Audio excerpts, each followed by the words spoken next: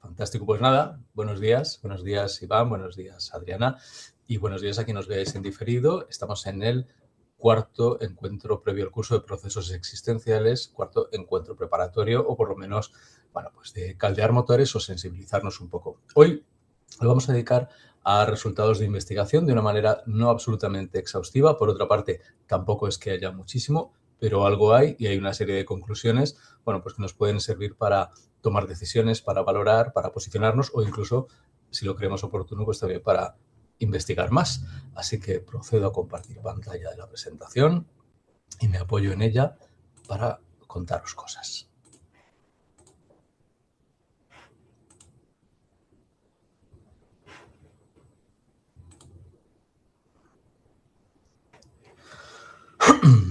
Bueno, pues resultados de investigación en terapias existenciales y le pongo la coletilla útiles para todo el mundo y me esforzaré en ver cómo puedo transmitir que realmente existe esa utilidad. En cualquier caso, pues estoy abierto a sugerencias, preguntas o comentarios que realmente me permitan conseguir ese objetivo.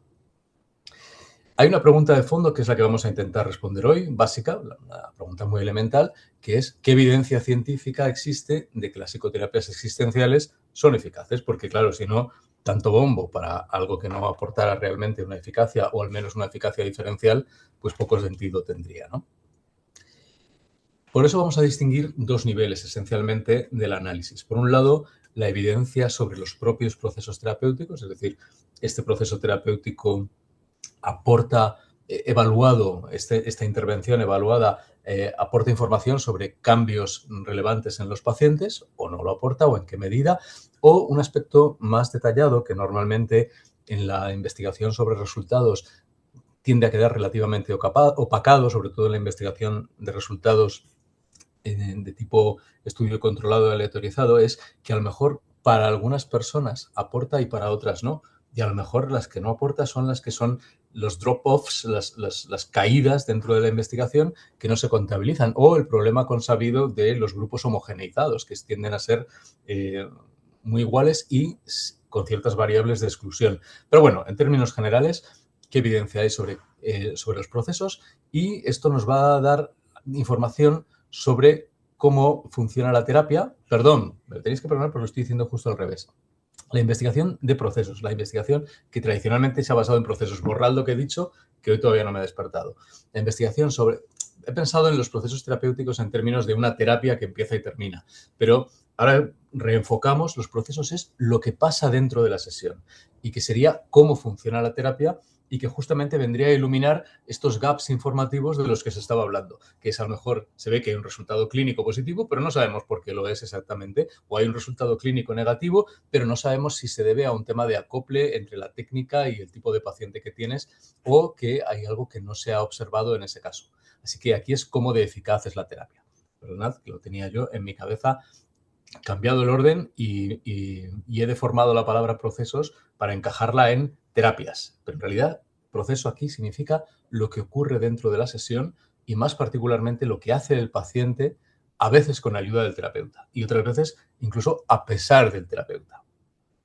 La evidencia más sólida es que la relación terapéutica aporta en las terapias existenciales, pero como cabía esperar. ¿Por qué? Pues porque es bastante un elemento transversal, pero que está muy presente. En cualquier caso, se especifica que las técnicas son menos importantes que la calidad del encuentro terapéutico. Y eso sería un terreno común con todas las psicoterapias que realmente aspiren al menos, como mínimo, a que haya una coordinación entre dos personas. Aunque aquí la idea es que vaya un poco más allá. Los resultados, cuando existe una relación terapéutica adecuada, son los resultados que se derivan de que exista empatía. La palabra empatía es súper problemática porque aquí, en principio, todos somos empáticos. Entonces, aquí empatía tiene un significado mucho más procesual, mucho más de sintonización emocional momento a momento con lo que la persona está experimentando en el aquí y ahora. Fijaros que en la tradición humanista se habla mucho del aquí y ahora, como lugar de la experiencia, pero el trasfondo existencial tiene que ver con que eso es lo único que realmente existe. Lo único que un organismo biológico, si quieres verlo desde una perspectiva somática, polivagal, lo que quieras, es lo único que está ocurriendo en la vida. La vida es una sucesión de aquís y ahoras, aunque obviamente los vamos a encuadrar en coordenadas temporales. Pero vamos a suponer que existe empatía en estos términos y que hay una alianza terapéutica en el sentido de que se ha llegado a un acuerdo temprano sobre el modo de trabajar en terapia y sobre qué trabajar, y además hay esa base de seguridad para la exploración de la experiencia, que serían los elementos del modelo tripartito clásico de Bordin. Cuando el terapeuta se manifiesta con autenticidad, es decir, sin máscaras, siendo él como es, con sus limitaciones, con su realidad, claro, una cosa es aceptarte con tus limitaciones y otra cosa es mejorar. Vamos a decir, un terapeuta o una terapeuta que está en mejora continua, pero que se manifiesta como es, sin roles o sin quedar definido por estereotipos de rol, básicamente. Y cuando además muestra esa aceptación positiva del otro, de la historia del otro, de los intentos de solución a su vida, aunque hayan sido inauténticos del otro, y de la vivencia de nuevo en el aquí y el ahora, en el instante en que está ocurriendo el encuentro terapéutico. Y por tanto, esa autenticidad se manifiesta de manera dinámica y esa aceptación positiva de manera dinámica en una presencia genuina como ser humano. Hola, soy yo, soy Ciro, no soy no vengo definido por ser un terapeuta, soy esta persona que tienes aquí y que resuena contigo. Y por supuesto, se basa esta calidad de la relación terapéutica en la capacidad para reparar rupturas en la relación.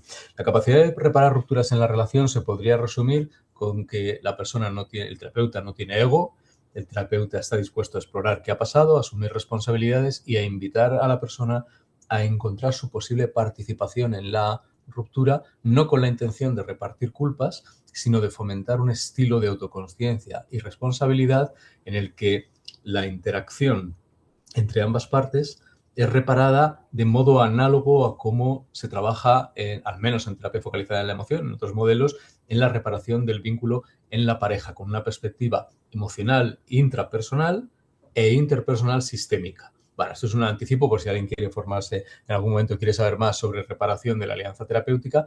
Pero lo que quiero decir es que aunque los modelos existenciales como tal a lo mejor no han hecho la investigación específica sobre reparación de las rupturas en la alianza, sí que de modo contemporáneo los terapeutas existenciales se han formado en eso y la idea de la relación terapéutica no la dejan abandonada a una mera cuestión de buenas intenciones, de buenas actitudes, de una humanidad cálida, sino que realmente está entrenada técnicamente y con una alta autoconsciencia. Entonces, la evidencia más sólida es que, como otras terapias, la relación terapéutica es un predictor de cambio terapéutico. Es la evidencia más sólida. También la investigación de lo que se ha ocupado es de validar conceptos existenciales. Es decir, que ciertas palabras y palabras que son de la jerga existencial y que hemos ido introduciendo en los encuentros anteriores, de algún modo existen. Por supuesto son constructos, pero que de algún modo se pueden observar en la interacción y que además tienen algún sentido y utilidad diferente de otros conceptos.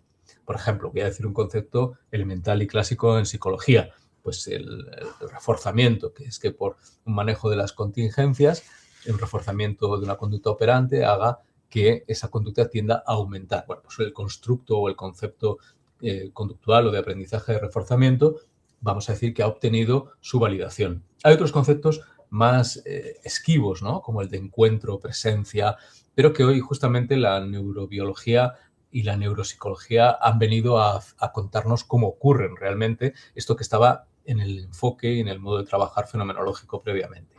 Así que tenemos los conceptos existenciales como la presencia y la profundidad relacional. Son dos líneas de trabajo distintas pero complementarias, presencia y profundidad relacional. Si a alguien le interesa, pues puede profundizar en los trabajos de David Mears y Mick Cooper en términos de profundidad relacional, que vienen de la terapia centrada en la persona y existencial, y el concepto de presencia, bueno, pues que tiene múltiples orígenes, múltiples ramas, pero sí que os sugeriría, si queréis verlo como validación del concepto, podéis repasar las publicaciones de Porges y de Shari Geller, que es una síntesis, un trabajo mano a mano entre teoría polivagal y terapia focalizada en la emoción. Bueno, pues los pacientes mejoran cuando experimentan momentos en que, atención, esto es no una teoría, esto es lo que se ha observado en la investigación trabajando con terapias existenciales y también con otros modelos, obviamente. Los pacientes mejoran cuando experimentan dentro de las sesiones y con suficiente frecuencia y claridad momentos en que terapeuta y paciente podrían decir nos hemos encontrado auténticamente. Ojo, no solo hablando de la final del Mundial de Fútbol, sino también, pero también, pero sobre todo cuando se encuentran auténticamente en la exploración de una vivencia dolorosa, de una vivencia límite, de un lugar en el que no hay respuestas prácticas solucionadoras para las cosas. Cuando ambos están plenamente presentes, y aquí podéis pensarlo en términos de más actitudinales, fenomenológicos, como los describió Rogers, pero también en términos más neurobiológicos, como pueden describirse en términos de una conexión vago-ventral en el instante. O en términos de centramiento, que para focusing sería el trabajo de despejar un espacio y estar plenamente presente. Mindfulness se entendería también como presencia de atención plena a la experiencia, o hoy en día se habla mucho de centering como forma de centramiento que se puede especificar y cada modelo lo especifica de una manera, pero que tiene que ver con una apertura máxima a la experiencia propia y la del otro y que facilita la congruencia. Y cuando la interacción o la relación trasciende la interacción técnica. Esto no quiere decir hacerse amigo e irse de cañas, sino poder sentir que no estamos focalizados en la aplicación de técnicas, sino que damos prioridad a la sensación de estar juntos en un viaje, en una conexión. Estos momentos pueden explicar, según la investigación, en torno al 10 o el 30% de la mejoría o de la varianza sobre la mejoría. Bueno, me da igual si es el 10, el 20, el 30 o el 35, lo que pasa es que es un ingrediente además sine qua non, sin el cual no es posible lo otro. Eso es quizá lo más importante. Y luego, en otro nivel, es una validación del propio concepto. Más conceptos que se validan en la investigación, el terapeuta como persona real. Los estudios cualitativos, aquí ya no son de tipo cuanti, muestran que los pacientes valoran especialmente una serie de experiencias en la relación con el terapeuta. Pues fundamentalmente sentir, experimentar, poder concluir que realmente se preocupa por ellos. Tú como terapeuta a lo mejor te preocupas mucho por tus pacientes, pero a lo mejor no lo transmites. Y hay terapeutas que a lo mejor no se preocupan tanto en el sentido de no sentirlo como una presencia humana en el instante y, sin embargo, de algún modo parece que sí. Por otro lado, habría pacientes que serían hipersensibles a una excesiva presencia del terapeuta. Entonces, el terapeuta sabe hacerlo de tal manera que la persona se puede abrir a la experiencia de que el otro se preocupa por mí, pero no está todo el rato mostrando preocupación por el paciente. A veces son cosas como acordarse del nombre de un familiar del paciente, recordar un momento de una sesión pasada, tener reacciones emocionales propias reguladas en las que expresamos afecto o conmiseración auténtica, genuina por el otro, y eso llega de una manera muy directa a las personas. Quizá porque todos los seres humanos lo agradecemos, pero que también quizá porque muchos pacientes no han vivido relaciones humanas en las que el otro saliera al encuentro reaccionando de una manera cálida, positiva, agradecida, sorprendida, incluso enfadada, pero de una manera que no es destructiva, etc. En ese sentido, esto conecta con la noción que veíamos el otro día de experiencias reparadoras o del concepto de experiencia emocional correctora. Cuando el terapeuta está emocionalmente presente, entonces un terapeuta tímido a lo mejor está emocionalmente presente, pero no se le nota. Entonces, en un momento dado, pues hay que trabajar las cosas propias y hay que lograr también ese estado de presencia. Y cuando el terapeuta trata a los pacientes como personas, no como personas con un problema. Bueno, por supuesto, no cuando trata el problema o que lo que viene a la terapia es un problema. Esto en el lenguaje médico, sin maldad, es muy común. Entonces, en una planta dice, ¿qué tenemos? En la 5 tenemos un hígado graso, en la 6 tenemos una pancreatitis. Bueno, pues sería un señor con un hígado graso, una señora con una pancreatitis y luego además en la 5 tenemos a Javier y en la 5 tenemos a Ana Luisa. Y además forma parte del modo en que estoy en la interacción. No os digo cosas especialmente diferenciales a lo mejor de la terapia asistencial, pero como es lo que se ha investigado, pues os lo cuento. Y cuando no les trata desde un diagnóstico, yo creo que hoy en día ya esto está en la teoría al menos o en las redes sobrepasado, la práctica cotidiana a lo mejor es otra cosa. Tened en cuenta que es mucho más fácil decir que yo no trato diagnósticos, trato personas, que luego hacerlo en la realidad. Y para eso está la formación. Así que la dimensión humana del terapeuta es un factor terapéutico per se, por sí mismo. Seguimos validando conceptos existenciales y tenemos que es útil trabajar temas existenciales. Bueno, ¿es útil o no lo es? La investigación, vamos a ver qué es lo que nos ha dicho. ¿Qué quiere decir trabajar temas existenciales? Bueno, pues que yo puedo tener un síntoma, vamos a decir, de una conducta de morderme las uñas, de robar en los supermercados, de mentir, de llegar tarde, de hacerme autolesiones, y puedo tratar esa conducta, puedo tratar los determinantes emocionales de esa conducta, pero también puedo tratar los temas existenciales de fondo.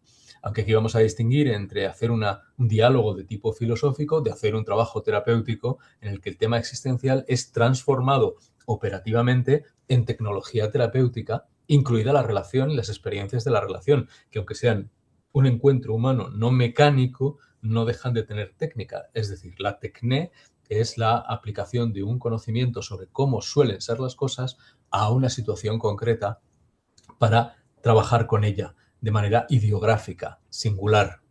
Si queréis repasar sobre la relación entre tecnología y humanismo o ciencia humana, pues os recomiendo que os leáis trabajos de Marino Pérez y que también le busquéis en YouTube en algunas conferencias que tiene sobre la psicoterapia como ciencia humana más que como ciencia natural y cuál es el sentido de la técnica ahí. Aunque existen pocos estudios específicos, la evidencia sí que sugiere beneficios al abordar temas como cuáles, pues como la autenticidad, es decir, ¿de verdad fuiste tú ahí cuando, eh, cuando diste en adopción a aquel niño del cual te llevas arrepintiendo 30 años? Fijaros, el arrepentimiento de esa persona no es lo mismo en una persona, el arrepentimiento en ese caso no sería lo mismo en un paciente que se vio envuelto en una serie de circunstancias en que perdió agencia y dio en adopción a un niño que a lo mejor no quería dar en adopción o no sabía si quería darlo o no. No es lo mismo en una persona, pongamos por caso, con un apego evitativo que en una persona con un apego seguro pero sometida a una alta presión. En cualquier caso, el tema de si yo pude ser verdaderamente yo, aunque se va a manifestar de manera diferente en cada una de estas personas, va a ser un tema que abre una conversación en que la persona no la va a resolver pensando si fui auténticamente yo, sino entrando en la escena y escuchando la interocepción que responde, que genera la experiencia de autenticidad. El sentido de la vida, pues 3/4 de lo mismo, solo que en este caso tiene que ver con el plantarse ante la realidad. Sería un equivalente, en cierto modo, del principio de realidad freudiano, en que me planto ante la realidad, que es un mundo absurdo y sin un sentido dado, y me tengo que preguntar cuál va a ser mi respuesta. Y este tema de la respuesta lo podríamos plantear a distintas escalas temporales. ¿Cuál va a ser mi respuesta vocacional? ¿Cuál va a ser mi respuesta ante una toma de decisiones sobre el final de la vida y el uso y cómo quiero afrontarlo? Sobre dónde quiero vivir, a qué me quiero dedicar, quién quiero ser, y conecta con temas como la identidad, y la identidad a su vez conecta con temas como la mentalización y la validación emocional. Es decir, los conceptos existenciales tienen vida en la medida en que generan marcos de problemáticos que hay que resolver afectivo-cognitivamente y relacionalmente en entornos de seguridad. Bueno, esa es la pista que os dejo por ahí. Las relaciones significativas, es decir, quiénes son las personas de mi vida, quién soy yo para otras personas, qué personas he tenido, pues es un repaso que podríamos relacionar con el concepto de psicobiografía. ¿Cuál es la biografía psicológica de una persona? ¿Qué ha ocurrido? ¿Qué ha ocurrido en mi vida? ¿Cómo han evolucionado las amistades? ¿Qué he hecho yo con ellas? ¿Quiénes han sido mis figuras de apego, mis vínculos? Etcétera.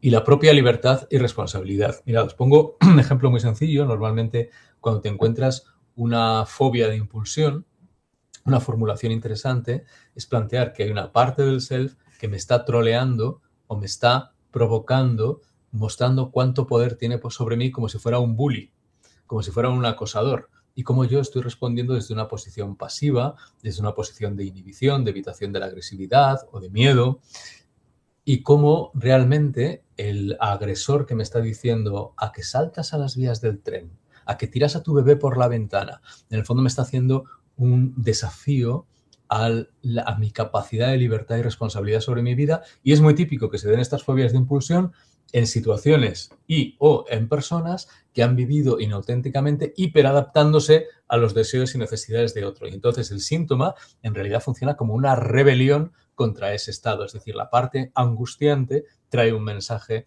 de verdad y de libertad, solo que lo trae de una manera muy bruta, muy alienada y muchas veces con muy poca conexión propia de esa parte, muy poca presencia, muy poca regulación emocional y mucho acting interno, mucho paso a la acción. ¿Cuál es el paso a la acción? La provocación, el asustar. Bueno, si os da pistas, esto genera dinámicas muy interesantes para la formulación de caso en terapia. La consciencia de la muerte, que implica no solamente la angustia de disolución, esto lo veíamos en el encuentro número 1, pues también se ha comprobado que la exploración directa de esto, no solo en las fobias a la muerte o en las hipocondrias o incluso en ciertos estados delirantes respecto a estar muerto o morirse o ir a morirse, sino simplemente el plantearse cuál es el tiempo que tengo para vivir. Los griegos distinguían 3 tipos de tiempo. Uno era cronos, que es el tiempo que pasa y que puedo medir en segundos, meses, lunas, años, etcétera, y que es era el tiempo que faltaba hasta el día que me muriera, cronos. Y por tanto el tiempo lo podías contar, lo podías medir en segundos, en horas, en días, lo que os decía. Luego estaba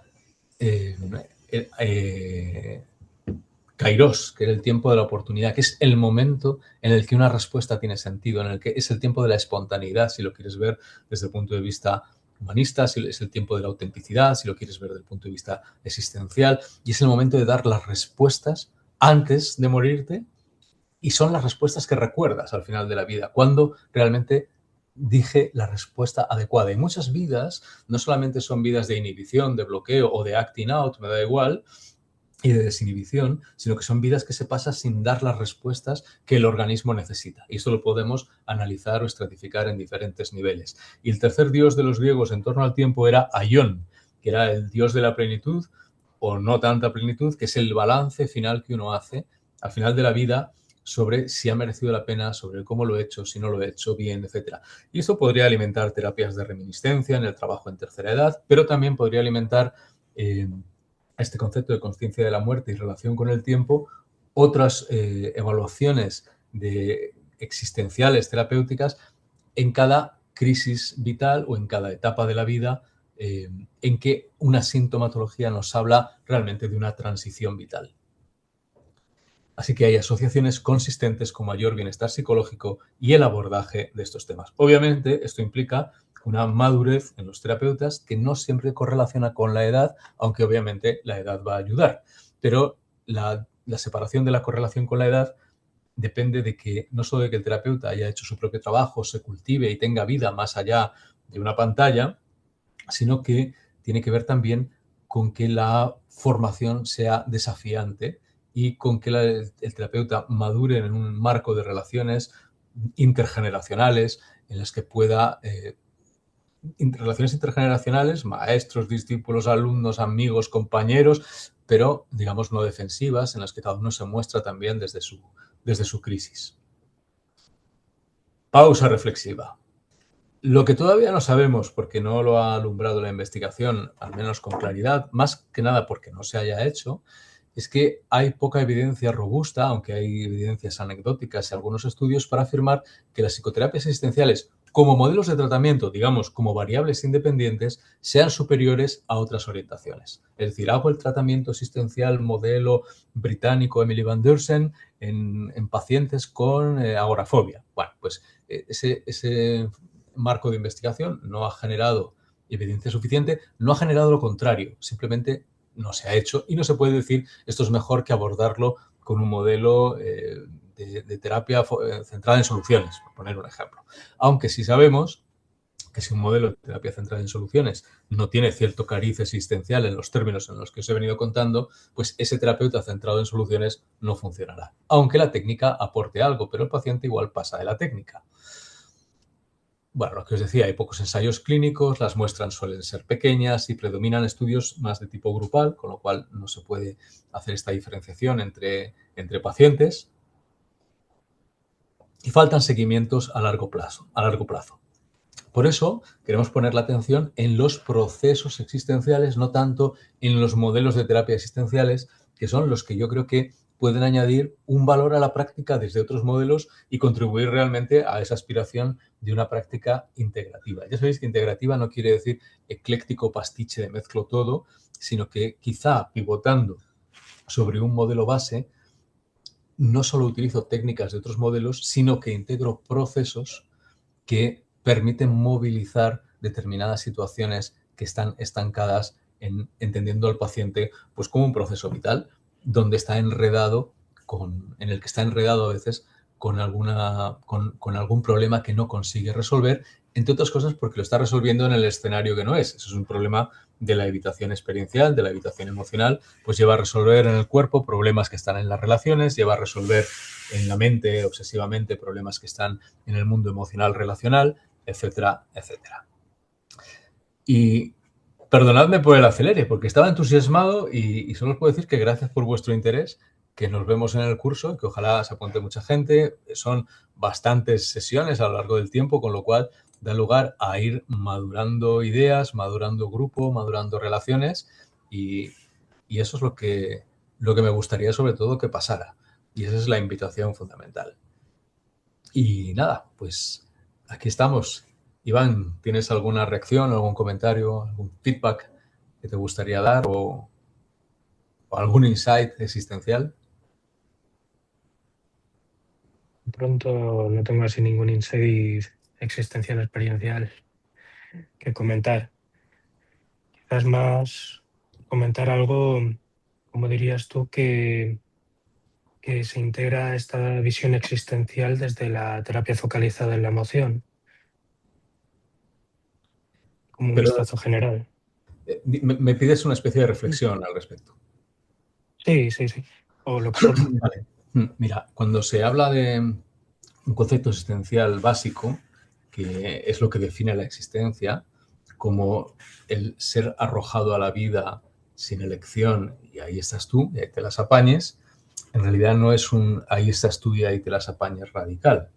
Es radical, pero no es solo eso, porque supone que eres arrojado a una existencia en la que hay algún tipo de relación, de ahí la frase, la madre que te parió, pues como mínimo tendría que ser eso, pero no solamente es la relación ahí, sino que puede que haya una familia, puede que haya una comunidad, puede que haya una estructura social, es más, puede que haya incluso una tradición de significados, unos para bien y otros para mal, en los que uno se articula y con los que empieza a actuar. Entonces, ¿cuál es el vehículo, el elemento, la bisagra que hace la interacción entre el mundo, que sería concepto existencial, o el mundo de la vida, que es el mundo de los organismos biológicos y a veces el mundo de los organismos biológicos con consciencia? ¿Cuál es la bisagra entre el mundo y el organismo, el animal que ha nacido y su participación en ese mundo? Bueno, pues la bisagra es la experiencia, que al principio no es literalmente experiencia en un sentido de la teoría experiencial, en tanto que no hay un darse cuenta en el que yo puedo atender a mi experiencia y simbolizarla. Es una experiencia directa, bruta, que son las emociones primarias tal cual llegamos a la vida. Entonces, nuestra experiencia del mundo es nuestra experiencia emocional. Desde el principio, esa matriz relacional, donde colocamos primariamente a la madre, sea hombre o mujer, tiene unas tareas de regulación emocional, de aproximación al mundo, de calmarnos, de hacer el trabajo experiencial que el bebé no puede hacer. Y en la medida en que la madre también habla, el bebé va a ir incorporando el lenguaje, al principio no como lenguaje, al principio como tonalidad, al principio como con dónde se focaliza la atención y progresivamente como integración de elementos versus disociación en un estado de calma, con ajuste afectivo, así el bebé está alegre y juega, o está triste, o está angustiado, o está con miedo, o tiene sueño, etcétera. Y no solamente se ajustan las conductas, sino las tonalidades eh, en ese ejercicio de regular emocionalmente para mantenerme en conexión con el mundo y de regular emocionalmente a veces para poder desconectarme un rato con el mundo. Sea el mundo un objeto o sea el mundo yo. Y progresivamente, en la medida en que se dan frustraciones, ir validando la reacción de frustración ofreciendo consuelo y luego satisfaciendo necesidades de las que se había frustrado en la medida en que se pueda. E invitando a la persona a participar del mundo social también, a salir al juego con los otros niños, con los hermanos, etcétera, y vuelta de nuevo al seno materno a recuperarse, a reconectarse, a procesar el microtrauma de que me ha mordido mi hermano o lo que sea. Todo esto sería la configuración natural en que la persona se va articulando como un ser emocional social que progresivamente es reflexivo con el préstamo cortical de su figura materna. Bueno, si lo llevamos a la terapia focalizada en la emoción estándar, vamos a decir, pensando en adultos que nos llegan, aunque hay modalidades infantiles, adolescentes y demás, si lo llevamos ahí, por tener una imagen global, tenemos que la experiencia de estar en el mundo, de sentir que formo parte de, por ejemplo, se ve alterada en lo que llamamos la depresión clínica, en términos generales, DSM, se ve alterada como una sensación de algo ajeno y sin que yo pueda poner energía, amor, vitalidad, deseo, necesidades, dicho en términos más de fe, y tendencias a la acción en el mundo, porque algo colapsa en términos o bien de que no hay un self en el sentido de una autoconsciencia en relación con mi cuerpo y mi interocepción, o bien en el sentido de que hacer eso es conflictivo. Lo primero sería más en el nivel límite, esto segundo sería más en el nivel neurótico. Si yo atiendo lo que siento, entonces tendría que decir mi palabra, tendría que ser yo. Si soy yo, a lo mejor el negocio familiar se resiente y mis padres se resienten porque sienten que les abandono, que les rechazo o lo que sea, por ejemplo. Y yo no quiero generar eso. No es lo mismo que eso me ocurra de repente a los 18 años que desde pequeño haya sido sometido a una presión de no vas a defraudar a papá y a mamá, ¿verdad? Por ejemplo. Más luego toda la dinámica de mensajes doble vinculantes que puede haber, en los que lo que pasa es que el apego tiende a desorganizarse porque no sabe en qué dirección atender, si el mensaje implícito o el explícito, por poner un ejemplo. Y cómo eso genera rabia, agresividad, etcétera. Entonces, el trabajo con esa persona en algún momento de la vida tiene que ver con atender, con recuperar la capacidad informativa de la interocepción y de las sensaciones sentidas corporalmente para formar emociones o para que se activen emociones que puedan ser reguladas, exploradas y me hablen de mi relación con el mundo. Ya sean emociones del aquí y ahora y las relaciones actuales, que son emociones primarias, adaptativas, o ya sean relaciones que se dan en aquí y ahora, pero corresponden a experiencias pasadas, que serían emociones primarias desadaptativas y que tienen como objeto ser transformadas. Las primeras, las adaptativas, ser seguidas, atendidas, simbolizadas, articuladas en la consciencia y en el lenguaje, y utilizadas para guiar a la persona. Mientras que las desadaptativas tienen que ser procesadas para que no sigan activándose automáticamente, por ejemplo, organizándome depresivamente como alguien sin esperanza de que mi participación en el mundo vaya a servir para algo. Y eso no implica hacer una especie de cura intrapsíquica de reparar la emoción simplemente, sino que me pregunta, ¿y qué necesito yo ahora? ¿O qué necesitaba yo entonces? Y a lo mejor después de la tristeza viene el enfado para autoafirmarme tanto en el pasado, por ejemplo, en la silla vacía, como en el presente respecto a una situación que estoy afrontando de manera inhibida porque me faltaba esa sensación de ser yo con derecho a mis necesidades. ¿Quién me da el derecho a mis necesidades? Pues no te lo da nadie, pero la sensación de un enfado primario adaptativo devuelve la sensación de tengo derecho a pedir y protestar, mientras que la tristeza primaria adaptativa procesada devuelve la sensación de derecho a recuperar lo que fue mío o lo que debió haber sido mío alguna vez. Entonces, sentir la emoción, experimentar la emoción, tiene estas cualidades subjetivas que luego se traducen en creencias o en opiniones sobre cómo es mi vida o cómo debe ser mi vida, etc. Bueno, síntesis ultra rápida, faltarían muchísimas cosas, hay elementos que tienen que ver con la identidad y luego cómo todos los temas existenciales pueden ser abordados directamente dentro de los dramas vitales de cada persona y además desde la perspectiva de cómo el ser un organismo emocional reflexivo realmente permite dar respuestas a la vida y participar en la vida, erguirse esa existencia y relacionarse con el mundo. Bueno, lo malo de estas respuestas es que intenta uno meter todo comprimido y lo bueno es que por lo menos deja puntos por donde seguir trabajando, que esos son los que nos iremos ocupando pues en el curso o en la vida o allí donde nos encontremos. Iván, ¿te parece bien aquí o tienes algún comentario? No, con esto sería perfecto. Muchísimas gracias. Muchas gracias a ti por la pregunta. Y nada, lo dicho, nos vemos en el curso. Hasta pronto. Hasta el curso. Nos vemos.